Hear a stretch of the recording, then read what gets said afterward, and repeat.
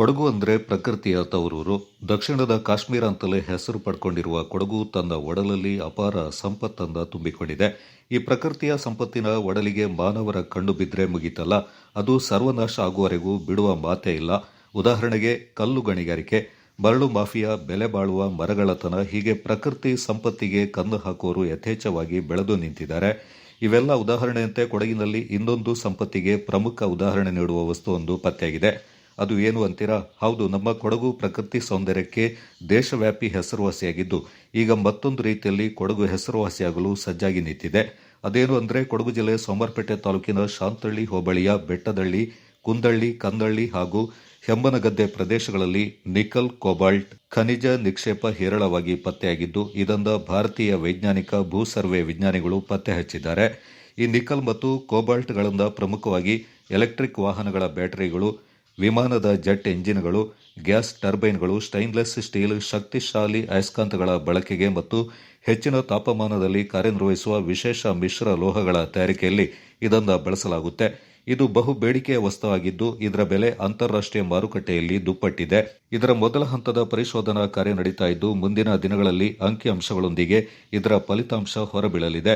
ಈಗಾಗಲೇ ಆ ಭಾಗದ ರೈತರಲ್ಲಿ ಗೊಂದಲ ಸೃಷ್ಟಿಯಾಗಿದ್ದು, ಅಂದ್ರೆ ನಮ್ಮ ಗದ್ದೆ ತೋಟ ಇರುವ ಒಂದಷ್ಟು ಜಮೀನು ಕೈತಪ್ಪಿ ಹೋಗುತ್ತಾ ಅಂತ ಕೆಲವರು ಭಾವಿಸಿದ್ರೆ, ಇನ್ನೊಂದಷ್ಟು ಜನ ನಮ್ಮ ಜಮೀನುಗಳಿಗೆ ಬಹುಬೆಲೆ ಸಿಗಬಹುದೆಂದು ಯೋಚಿಸ್ತಾ ಇದ್ದಾರೆ. ಇವರು ಅಂದುಕೊಂಡಂತೆಯೇ ರಾಷ್ಟ್ರಮಟ್ಟದ 2-3 ಕಂಪನಿಗಳು ಇಲ್ಲಿಂದ ನಿಕ್ಷೇಪ ಪಡೆಯಲು ನಾಮುಂದು ತಾಮುಂದು ಅಂತ ಸ್ಪರ್ಧೆಗಿಳಿದಿದ್ದಾರೆ ಎಂದು ಕೆಲವು ಮೂಲ ಮಾಹಿತಿಗಳಿಂದ ತಿಳಿದು ಬರ್ತಾ ಇದೆ. ಅಲ್ಲದೆ ಅಲ್ಲಿಂದ ಸ್ಥಳೀಯರಲ್ಲಿ ಈಗಲೇ ಪರವಿರೋಧ ಆರಂಭವಾಗಿದ್ದು, ಇವರ ಮಧ್ಯಸ್ಥಿಕೆಗೆ ರೈತ ಸಂಘಗಳು ಇಳಿದಿದ್ದಾವೆ. ನನ್ನ ಹೆಸರು ಕೆ ಪಿ ಜಗದೀಶ್ ಅಂತೇಳಿ. ನಾನು ಮೂಲತಃ ಕನ್ನಳ್ಳಿ ಗ್ರಾಮದ ನಿವಾಸಿಯಾಗಿರುತ್ತೇನೆ. ಇಲ್ಲಿ 2018ರಲ್ಲಿ ನಮ್ಮ ಮಡಿಕೇರಿಯಲ್ಲಿ ಭೂಕುಸಿತ ಆಯಿತು. ಅದೇ ರೀತಿ ಭೂಕುಸಿತ ಆಗುತ್ತೆ ಅಂಥೇಳಿ ನಮ್ಮ ಇಲ್ಲಿನೂ ಸಹ 2018ರಲ್ಲಿ ಒಂದು ತಂಡ ಬಂತು. ಬೇಸಿಗೆ ಟೈಮಲ್ಲಿ ಒಂದು ಹೊಳೆ ಸೈಡು ಎಲ್ಲೆಲ್ಲಿದೆ ಅಲ್ಲಿ ಹೊಳೆ ಸೈಡೆಲ್ಲ ತಿರುಗಾಡ್ತಾಯಿದ್ರು. ಸರ್ ಏನಕ್ಕೆ ಬಂದಿದ್ರಿ? ಗಾಡಿ ನಂಬರ್ ತಗೊಂಡು ನಾನು ತಹಸೀಲ್ದಾರ್ಗೆ ಇನ್ಫಾರ್ಮ್ ಮಾಡಿದ್ದೀನಿ ಮತ್ತು ರೆವಿನ್ಯೂ ಇಲಾಖೆಯವ್ರಿಗೆ ಇನ್ಫಾರ್ಮ್ ಮಾಡಿದ್ದೀನಿ, ನಿಮಗೆಲ್ಲ ಪರ್ಮಿಷನ್ ತಂದು ನಾವು ಮಾಡ್ತಾಯಿದ್ವಿ ಅಂತಂದರು. ಆದರೆ ನಮಗೆ ಯಾವುದು ಮಾಹಿತಿ ಸಿಕ್ಕಲಿಲ್ಲ. ಗ್ರಾಮ ಸಭೆ ಆಗಲಿ, ವಾರ್ಡ್ ಸಭೆ ಕರೆದು ವಾರ್ಡ್ ಸಭೆ ಆಗಲಿ, ನಮ್ಮ ಕುಂದಳ್ಳಿ ಗ್ರಾಮಕ್ಕೆ ಇವತ್ತವರೆಗೂ ಯಾವುದೇ ಒಂದು ಗ್ರಾಮ ಸಭೆ ಆಗಲಿ ವಾರ್ಡ್ ಸಭೆಯಲ್ಲಿ ನಮಗೆ ಮಾಹಿತಿ ತಿಳಿಸಿಲ್ಲ. ಅವರು ಸ್ವ ಇಚ್ಛೆಯಿಂದ ಬಂದು ಅವರು ಸ್ವಂತ ಇದರಿಂದ ಮಾಡ್ಕೊಂಡು ಹೋಗ್ತಾಯಿದ್ರು. ನಾವು ಏನಕ್ಕೆ ಅಂತೇಳಿ ಇವತ್ತವರೆಗೂ ಕ್ವಶನ್ ಮಾಡಿದ್ರು, ಇವತ್ತರೂ ನಮಗೆ ಮಾಹಿತಿ ಕೊಡಲಿಲ್ಲ.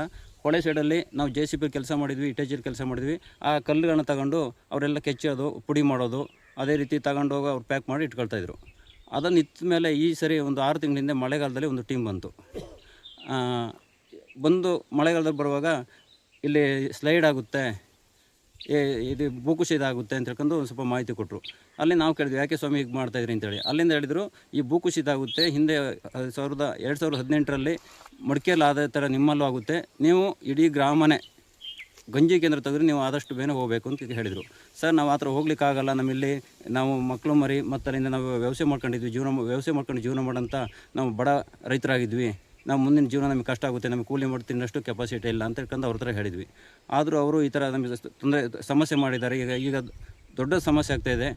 ಅದು ನಮಗೇನು ಮಾಹಿತಿ ಸರ್ಕಾರದಿಂದಾಗಲಿ ಏನು ಅಧಿಕಾರಿಗಳ ಮಾಹಿತಿ ಬರ್ತಾಯಿಲ್ಲ. ನಾವು ಅದರಲ್ಲೂ ಕೇಳಿದ್ವಿ, ನೀವು ಇದು ಗಣಿಗಾರಿಕೆ ಅಲ್ಲ, ಇದು ಭೂಕುಸಿತ ತೆಗಿತಾ ಇದ್ದಾರಲ್ಲ, ಈ ಭೂಕುಸಿತ ಇದ್ದಂಗೆ ನೀವು ಅದನ್ನು ತಡೆಗಟ್ಟಕ್ಕೆ ಏನು ಮಾಡ್ತೀರಿ ಅಂತ ಕೇಳಿದೆ. ನಾನು ಪ್ರಶ್ನೆ ಮಾಡಿದಾಗ ಅವರು ಹೇಳಿದರು, ಇಲ್ಲ, ನಮಗೊಂದು ಕೆಲಸ ಮಾಡಿ, ತಡೆಗೋಡೆ ಮಾಡಿಸಿ ನಮ್ಮ ರೈತರ ಜಮೀನುಗಳಿಗೆ. ಇಲ್ಲ, ಅಲ್ಲಿ ಮರ ಗಿಡ ಬೆಳೆಸಿಬಿಟ್ಟು ಭೂಕುಸಿಬಾರ್ದು ಅದನ್ನು ತಡೆಗಟ್ಟಲಿಕ್ಕೆ ಏನೋ ಒಂದು ಹುಲ್ಲು ಟೈಪ್ ಬರುತ್ತೆ, ಅದನ್ನು ಬೆಳೆಸಿ ಅಂತ ಅವ್ರಿಗೆ ನಾನು ಪ್ರಶ್ನೆ ಮಾಡ್ಬೇಕಾದ್ರೆ ಅವರು ಹೇಳಿದರು, ನಮಗೆ ಅದು ಸಂಬಂಧಪಡಲ್ಲ, ಅದೇನು ನೀವು ಸರ್ಕಾರ ಲೆವೆಲಲ್ಲಿ ಗ್ರಾಮ ಪಂಚಾಯತಿ ಲೆವೆಲ್ ನೀವು ಹೋಗಿ ಪ್ರಶ್ನೆ ಮಾಡ್ಕೊಳ್ಳಿ ಅಂತಂದರು. ಅದಾದಮೇಲೆ ಇತ್ತೀಚಿನ ದಿನಗಳಲ್ಲಿ ನಮ್ಮಲ್ಲಿ ನಮ್ಮ ಗ್ರಾಮದವ್ರನ್ನೇ ಅವ್ರ ಜೊತೆ ಸಹಕಾರಕ್ಕಾಗಿ 2 ಜನ 3 ಜನ ಕರ್ಕೊಂಡು ಎಲ್ಲೆಲ್ಲಿ ಬೇಕೋ ಅಲ್ಲಲ್ಲಿ ಮಣ್ಣನ್ನು ಪ್ರಶ್ನೆ ಮಾಡಿದರು. ನಮ್ಮ ಜಾಗದಲ್ಲಿ ತೆಗೆದಿದ್ದಾರೆ, ಅಕ್ಕಪಕ್ಕದ ಎಲ್ಲ ಜಮೀನುಗಳಲ್ಲಿ, ಸರ್ಕಾರಿ ಜಾಗದಲ್ಲಿ ಸಮೇತ ಜಮೀನಲ್ಲಿ ಮಣ್ಣುಗಳನ್ನ ಟೆಸ್ಟ್ ಮಾಡಿ 1,000 ಪಾಯಿಂಟ್ ಮಾಡಿದ್ದಾರೆ, ಮಣ್ಣು ತೆಗೆದು ಇಟ್ಕೊಂಡಿದ್ದಾರೆ. ಇವತ್ತು ನಾವು ಮೊನ್ನೆ ಒಂದಿನ ಅವ್ರನ್ನ ಕೇಳಿದ್ದು, ಸ್ವಾಮಿ, ನೀವು 6 ತಿಂಗಳಾಯಿತು ಮಣ್ಣನ್ನು ಪರೀಕ್ಷೆ ಮಾಡಿದ್ರಲ್ಲ, ಇದರಿಂದ ಏನು ನಮಗೆ ಪರಿಹಾರ ಬರಲಿಲ್ಲಲ್ಲ, ಎಲ್ಲ ಏನು ಇದ್ರದ್ದು ಇದನ್ನು ಕೊಡಿ, ಇದು ರಿಸಲ್ಟ್ ಕೊಡಿ ಅಂತ ಕೇಳಿದ್ವಿ. ಅವ್ರು ಹೇಳಿದರು, ರಿಸಲ್ಟ್ ಕೊಡೋಕ್ಕೆ ಇನ್ನೂ ಬಂದಿಲ್ಲ, ಅದು ಇನ್ನೂ ನಮಗೆ ಫುಲ್ ಕ್ಲಿಯರ್ ಆಗಿಲ್ಲ, ಕ್ಲಿಯರ್ ಆದಮೇಲೆ ಕೊಡ್ತೀವಿ ಅಂತ ಹೇಳಿದರು. ಅಲ್ಲಿಂದ ಮಣ್ಣು ತೆಗೆದ ಎಲ್ಲ ಆಗಿ ಅವ್ರ ಹತ್ರ ನಾವು ಮಾತಾಡೋದ್ಮೇಲೆ ಅಲ್ಲೊಬ್ಬರು ಡ್ರೈವರ್ ಇದ್ದಾರೆ, ಅವ್ರನ್ನ ಕೇಳಿದೆ, ಸ್ವಾಮಿ ಈ ಅಕಸ್ಮಾತ್ ಇಲ್ಲಿ ನಮ್ಮ ಏನಾರು ಇದು ಅವ್ರದ್ದು ಕೇಳ್ಬೇಕಾರೆ ನಿಮ್ಮಲ್ಲಿ ಕನ್ನಳ್ಳಿ ಬೇಕನಹಳ್ಳಿ ಹೆಸರು ಡೆಲ್ಲಿವರೆಗೆ ಹೆಸರಾಗಿದೆ, ನಿಮ್ಮೂರು ತುಂಬ ಫೇಮಸ್ ಆಗ್ತಿದೆ, ನಿಮ್ಮಲ್ಲಿ ಒಂದು ಖನಿಜಾಂಶ ಇದೆ, ಆ ಖನಿಜಾಂಶ ನಿಮ್ಮೂರಿಗೆ ಅದು ತುಂಬ ಬೆಲೆ ಬಾಳೋ ವಸ್ತು ಸಿಗ್ತಾಯಿದೆ ಅಂತ ಹೇಳಿದರು. ಆದರೆ ಸರ್ಕಾರಿ ಅಧಿಕಾರಿಗಳಾಗಲಿ ನಮ್ಮ ಈ ಎಲೆಕ್ಟೆಡ್ ಮೆಂಬರ್ಗಳಾಗಲಿ ಯಾರೇ ನಮ್ಮ ಗ್ರಾಮದವ್ರಿಗೆ ಒಬ್ಬರು ಯುವತರಿಗೂ ತಿಳಿಸಿಲ್ಲ. ಎಲ್ಲದೋ ಬಂದು ಒಂದು ಟೀಮು ಅವರು ಗಣಿಗಾರಿಕೆಗೆ ಬಂದರು, ಮತ್ತು ನಿಧಿ ತೆಗಿಯೋಕ್ಕೆ ಬಂದರು ಅಂತೇಳಿ ನಾವು ಅವರಲ್ಲಿ ನಮಗೊಂದು ಜನಗಳಿಗೆಲ್ಲ ಸಂಶಯ ಬಂತು. ಅಲ್ಲಿಂದ ಸಂಶಯ ಬಂದು ಅವ್ರನ್ನ ಪ್ರಶ್ನೆ ಮಾಡ್ಬೇಕಾದ್ರೆ ಈ ಮಾತು ಬಂತು. ಈಗ ನಾನು ಕೇಳಿದೆ, ನಮ್ಮಲ್ಲಿ ರೆಕಾರ್ಡ್ ಇಲ್ಲ ಜಾಗಗಳಿಗೆ, ಜಮೀನು ಒಂದು ಸ್ವಲ್ಪ ಬಿಟ್ಟರೆ ಯಾರಿಗೂ ರೆಕಾರ್ಡ್ ಇಲ್ಲ, ನಮ್ಮಲ್ಲಿ CND ಲ್ಯಾಂಡ್ ಆಲ್ರೆಡಿ ಮಾಡಿಟ್ಟಿದ್ದಾರೆ, ಯಾರಿಗೂ ಇವತ್ತು 53-57 ಗ್ರ್ಯಾಂಟ್ಸ್ನು ಕೊಡ್ತಾ ಇಲ್ಲ, ದುರಸ್ತಿ ಆಗ್ತಾ ಇಲ್ಲ, ನಮಗೆ ಸಮಸ್ಯೆ ಆಗುತ್ತೆ ಅಂತ ಅವರಲ್ಲಿಂದ ಪ್ರಶ್ನೆ ಮಾಡಿ ಕೇಳಿದಾಗ ಅವ್ರು ಹೇಳಿದರು, ಪೈಸರಿ ಲ್ಯಾಂಡ್ ಇದ್ದರೆ 6 ಕೊಡಲ್ಲಿ 3 ಕೊಡ್ತಾರೆ ಅಂತಂದರು. ಆವಾಗ ನನಗೆ 6 ಕೊಡಲ್ಲಿ 3 ಕೊಡ್ತಾರೆ ಅಂದರೆ ನಮ್ಮ ಜಾಗನ ಕಬಳಿಸ್ತಾರೆ, ಇದು ನಾಳೆ ನಮಗೆ ನೀರು ಇಲ್ಲ, ಅನ್ನನೂ ತಿನ್ನಲಿಕ್ಕೆ ಕಷ್ಟ ಆಗುತ್ತೆ, ನಮ್ಮ ಮುಂದಿನ ಪೀಳಿಗೆ ಜೀವನ ಮಾಡೋದೇ ಕಷ್ಟ ಆಗುತ್ತೆ ಅಂಥ ಪರಿಸ್ಥಿತಿ ಬರುತ್ತೆ ಅಂತ ಹೇಳ್ಕೊಂಡು ನಮಗೆ ಆಯಿತು. ನಾನು ಇಡೀ ಗ್ರಾಮಸ್ಥರಿಗೆಲ್ಲ ತಿಳಿಸಿದೆ. ಅಲ್ಲಿನ ಗ್ರಾಮ ಪಂಚಾಯತಿ ಮೆಂಬರ್ಗಳನ್ನು ಸಮೇತ ಪ್ರಶ್ನೆ ಮಾಡಿದೆ, PD ಅವ್ರನ್ನ ಕೇಳಿದೆ.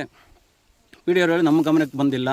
ಅಲ್ಲಿಂದ ಇದಾದಮೇಲೆ ನಾವು ನಮ್ಮ ಜನಪ್ರಿಯ ಶಾಸಕರಾದ ಡಾಕ್ಟರ್ ಮಂತೇಗೌಡರವರಿಗೆ ಗ್ರಾಮಸ್ಥರೆಲ್ಲ ಹೋಗಿ ಒಂದು ಮನವಿ ಸಲ್ಲಿಸಿದ್ವಿ.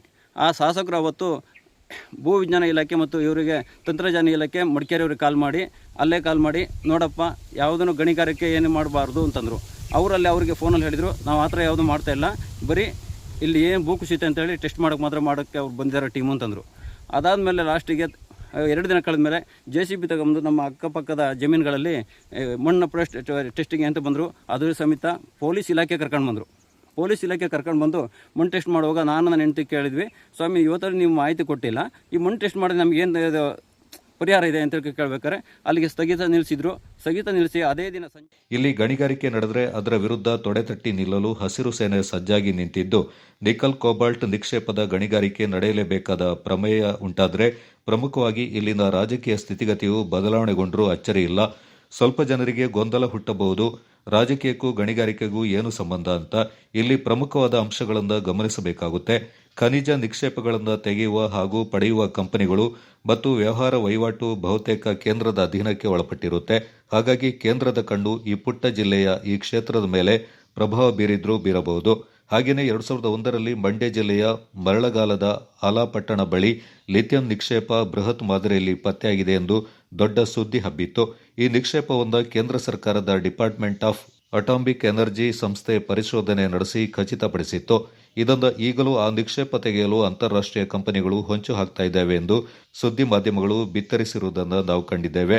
ನಾನು ಬೆಳ್ಳಿಯಪ್ಪ ಅಂತ ಕನ್ನಳ್ಳಿ ಇದೇ ಊರು. ಇವರು ಮೊದಲು ಈ ಥರ ಭೂಕುಸಿತ ಆಗುವಾಗ